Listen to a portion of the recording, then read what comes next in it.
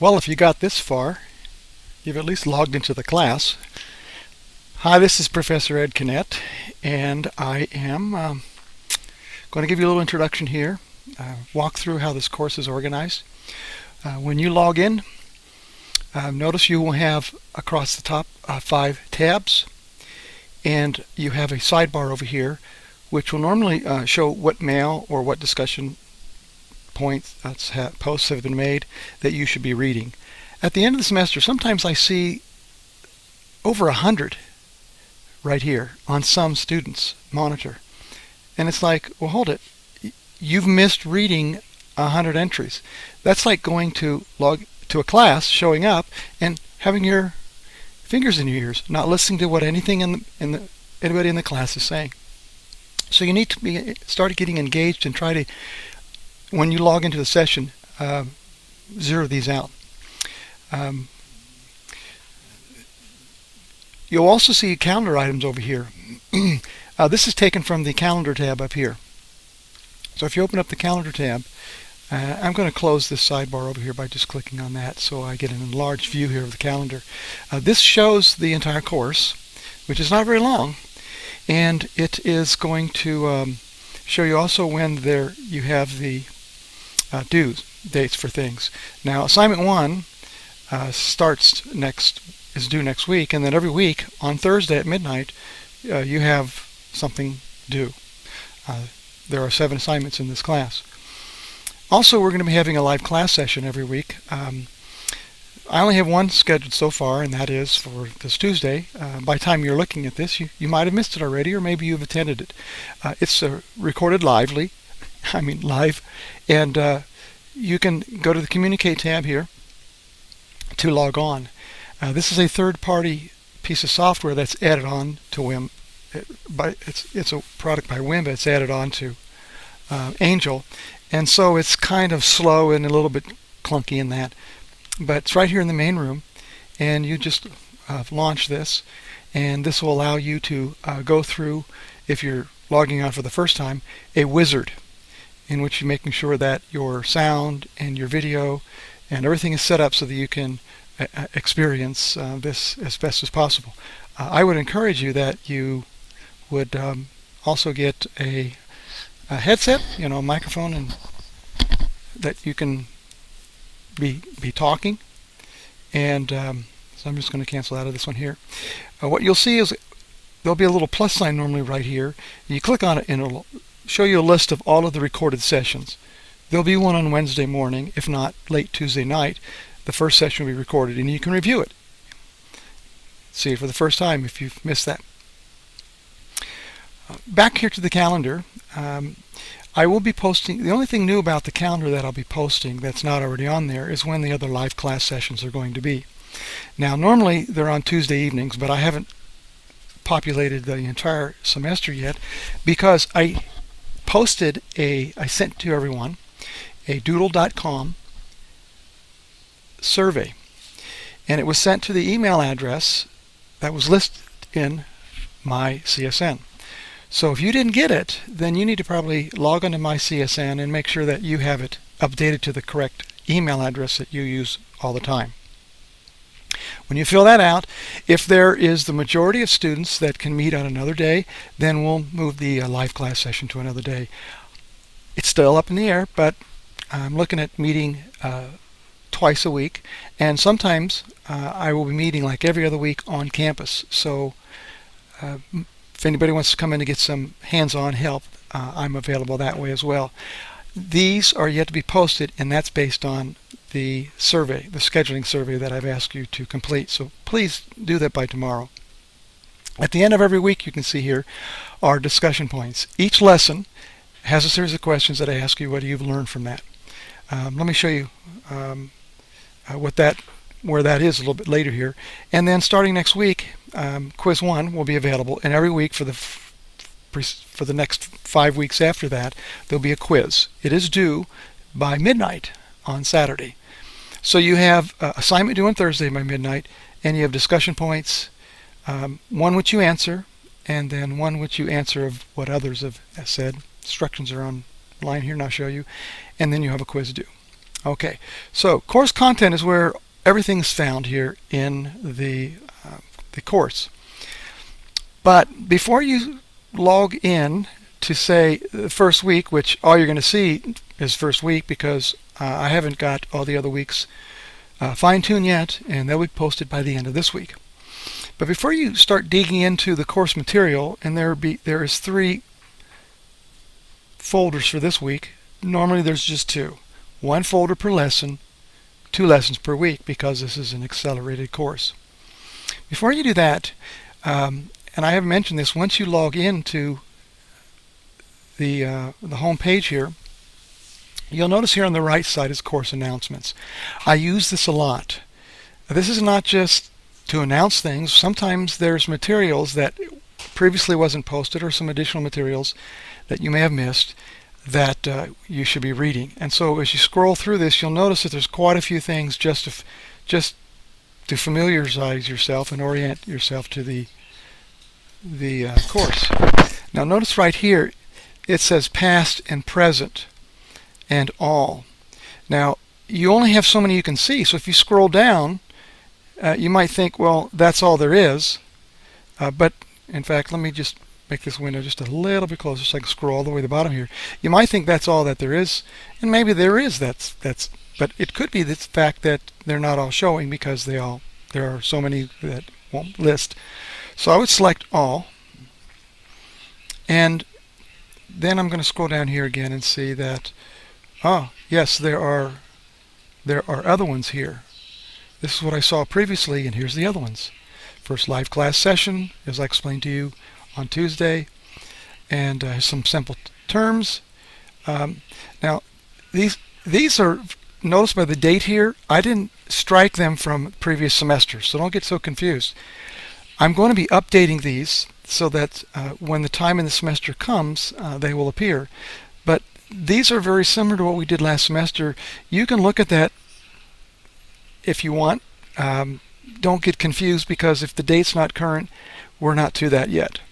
But you can see that this extra one here you wouldn't have seen unless you had clicked it on all. Now starting next week, if you miss something, because this announcement might be up here for a week and then that's it and then it's gone. If you don't log in regularly, you could miss some important assignments, in which case you want to click on the past button and it'll show up all the things that are in the past.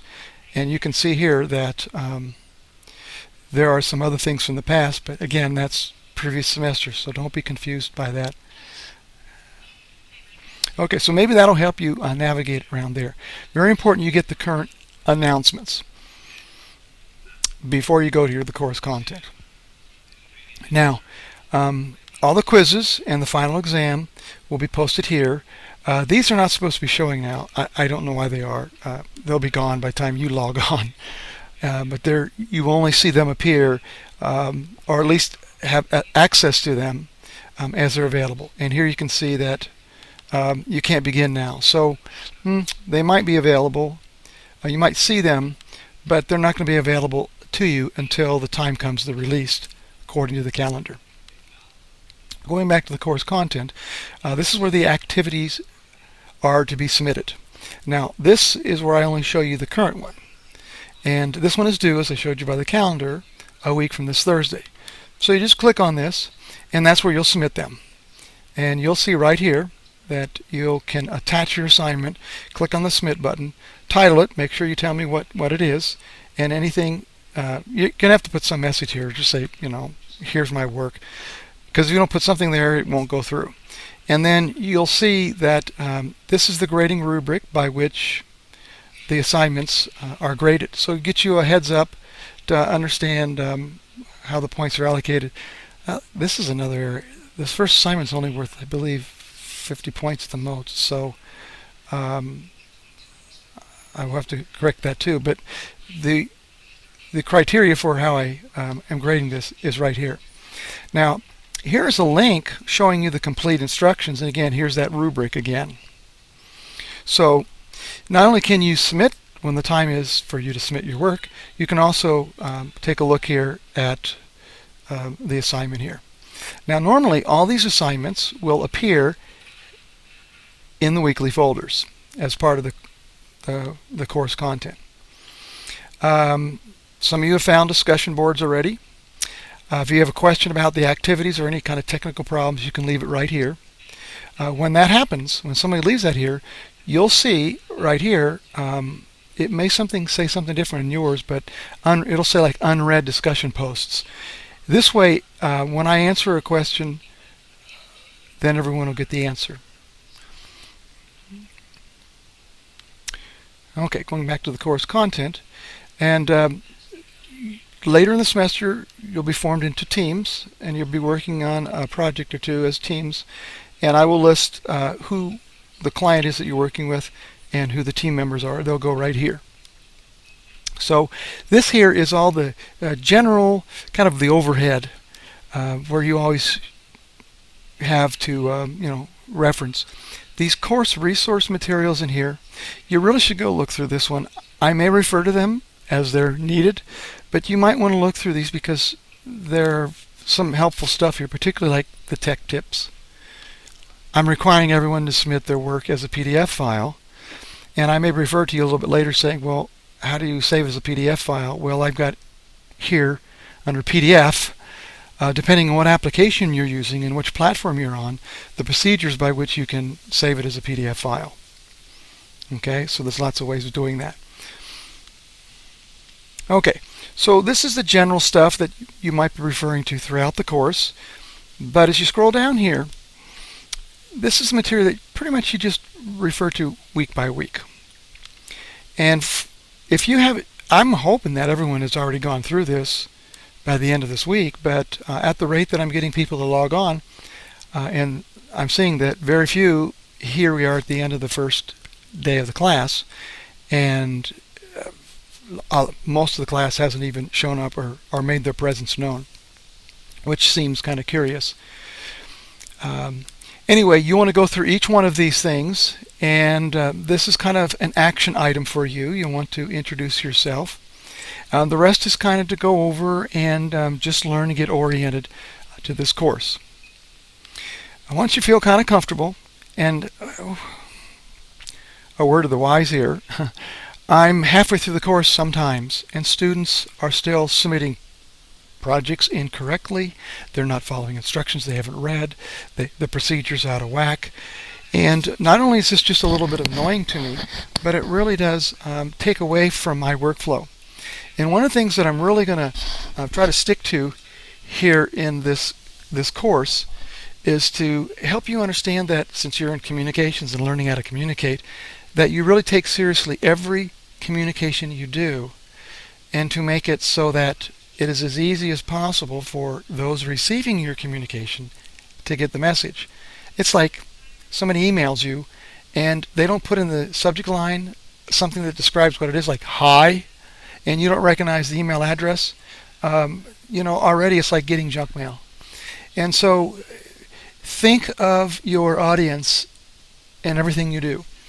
And this is one of the reasons why I have certain criteria here for how to conduct yourself in the course. For example, looking here on the course syllabus,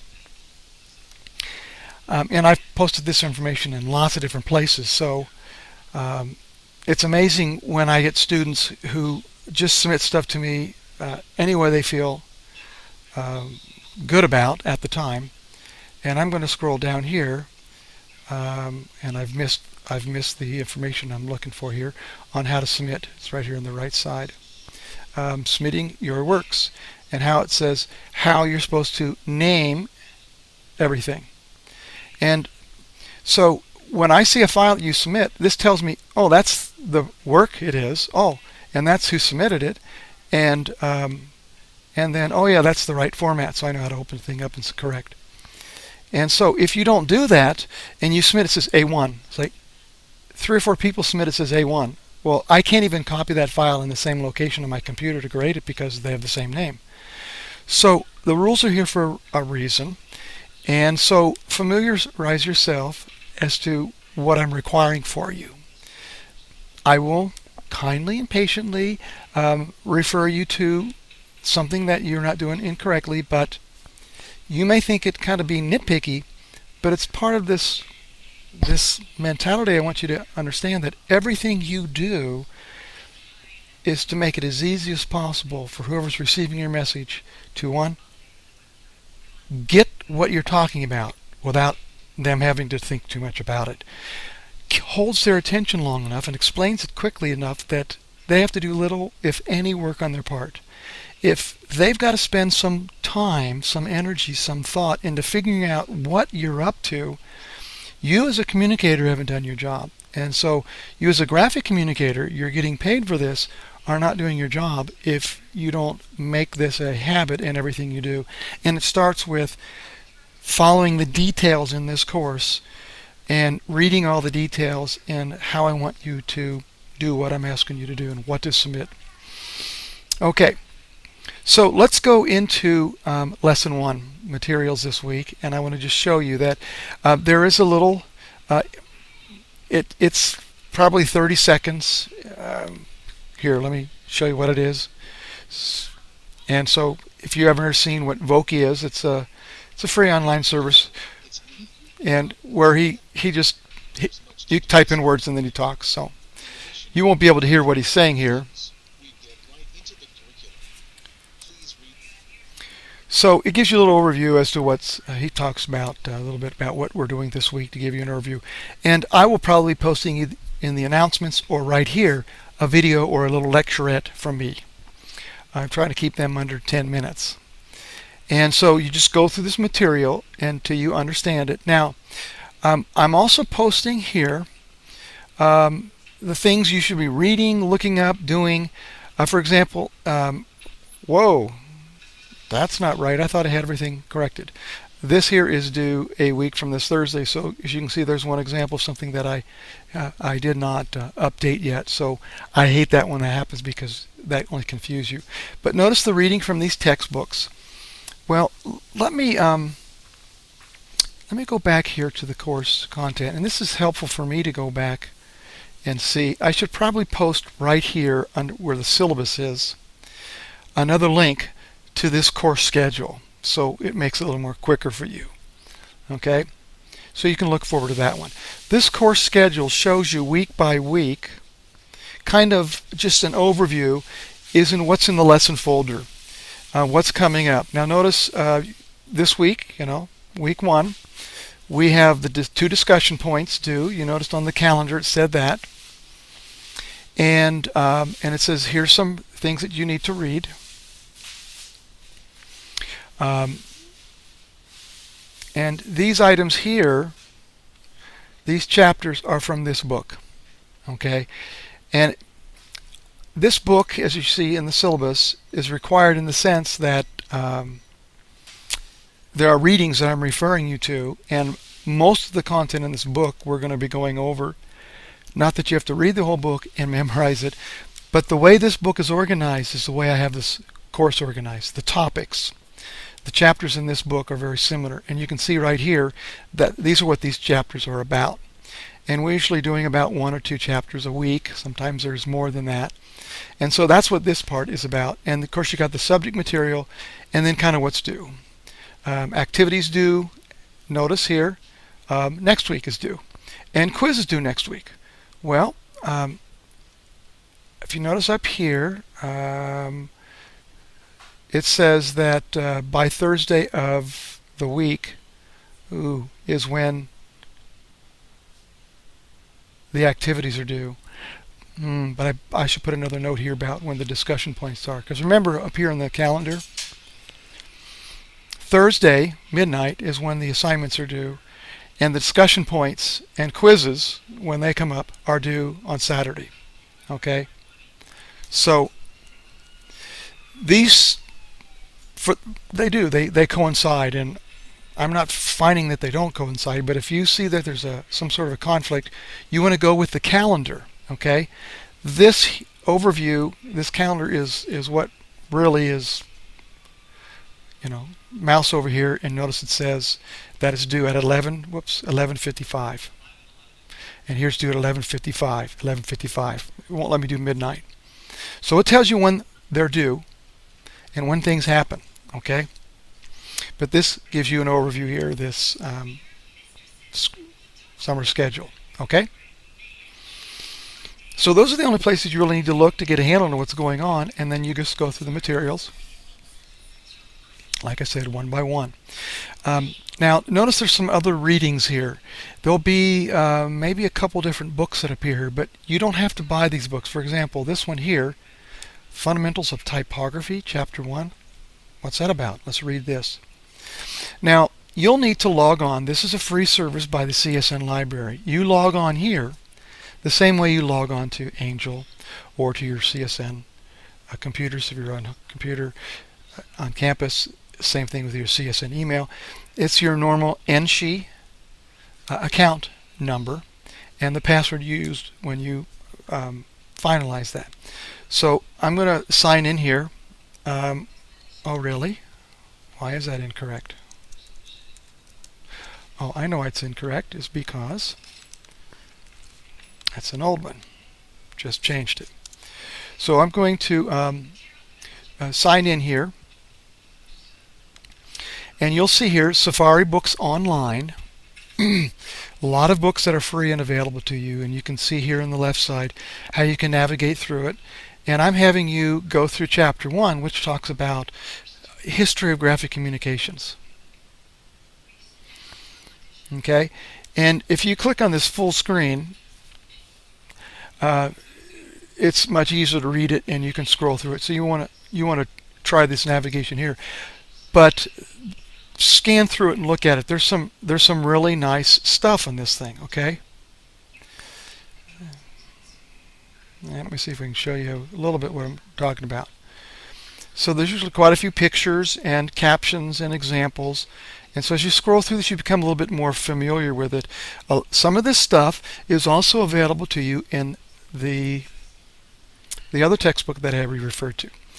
In fact, let's go back here to that textbook.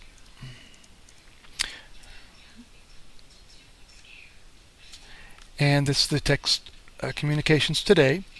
And it has, it's free to read. It's just not all there. Okay, so again, you can scroll through this. It has a little bit different navigation because this is with Google Books and not with Safari Online.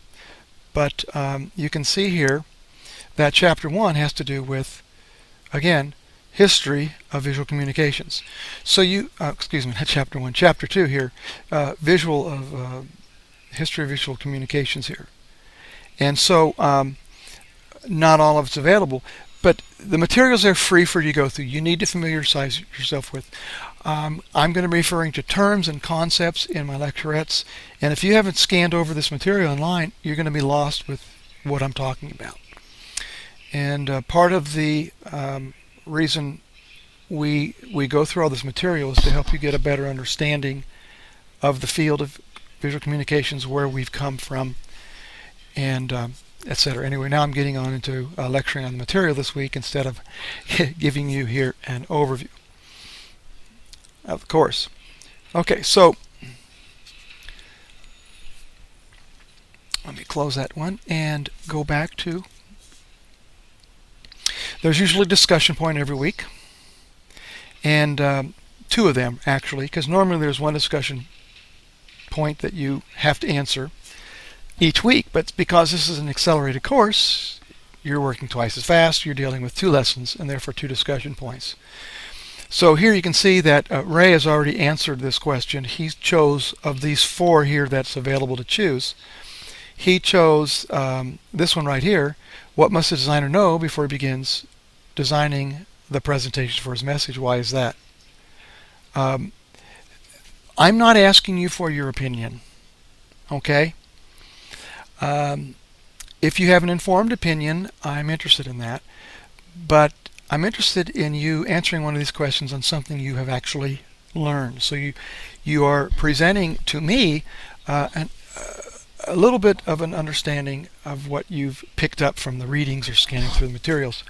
And then you're also contributing to the learning in the class, which I expect those in the class to read and respond to, because notice here the instructions that you're not only supposed to comment on one of the following questions, but you're supposed to post another comment responding to another student's.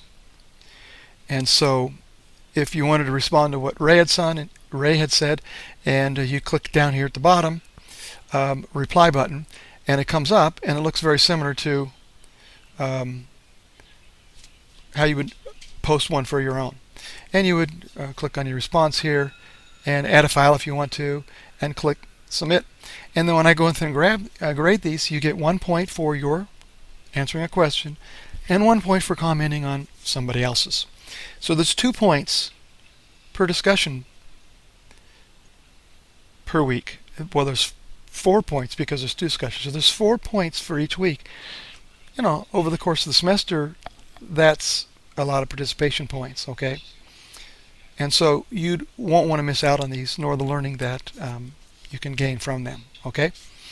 Also, you are reporting on the live class session. Now, if you attended the first live class session, I take roll and I give you 2 points for showing up and participating in the live class session.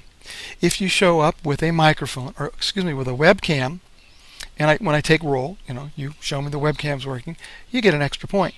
The benefit of that is you can become more engaged with the webcam as we show things and become a little bit more visual in this. And so if you had not actually attended the session, then you can review the archive where I showed you that you can see them, and then you just post here and put your name here and tell me what you learned. What questions would you ask? Not only evidence of that you actually went through and listened to it, but to contribute to the conversation. And then I'll give you 2 points for that. Okay, so you can see that as far as participation points go, that in each lesson you have 2 points for discussion and 2 points for the live class session. Okay, now activity 1 requires you to, in fact, I'm not going to get into this now. I'm going to end this orientation, and then I'll go through and give you another discussion here on your first assignment. So I think that should kind of give you a pretty good idea of how you're going through the course. Make sure that you go through all the material. Oh, one last thing here to show you what I'm talking about by going through material. Here, for example, is view this presentation on codes. It's an hour-long presentation. It's a movie. And it's going to take a while for it to load, because notice it said that, actually it says here, you can see it's downloading. It's going to take 11 minutes to download this from my connection here. Okay? So I'll just save that, forget that, won't worry about it. But you want to go through and watch that. Now, that's an hour. Well, yeah. In a normal semester, each week, you attend class twice for 2 hours, an hour and 50 minutes. It works out normally that there's about 2 hours of lecture, the presentation of new material, and 2 hours of lab. So that's where you're working on yourself and you get any help. That's 4 hours a week you're in class. Then you're usually expected to work probably 2 to 4 hours on the materials for that week. Well, each week you're doing that twice. So you're looking at about 12 to 16 hours of going through the materials, working on your assignments, and following everything through. I know that a lot of students think, wow, online it's pretty easy. I just log on, skim through everything, do the assignments, and I'm done. Well, you'll be in sad shape when it comes to do the tests and the quizzes and the exams and feedback on the projects with the client when you're at the very end, if you haven't engaged a little bit more than that.